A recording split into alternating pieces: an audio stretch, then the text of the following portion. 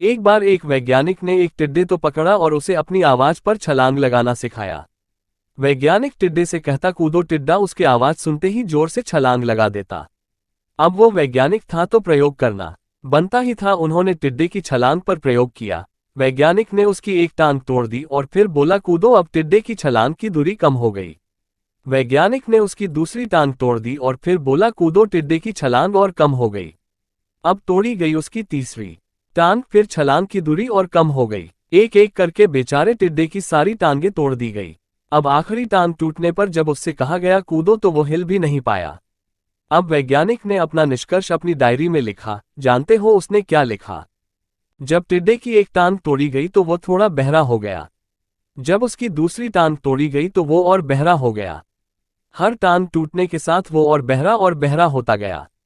और सारी टांग टूटने के बाद वो बिल्कुल बहरा हो गया। अब जोर जोर से चिल्लाने का भी उस पर कोई असर नहीं हुआ।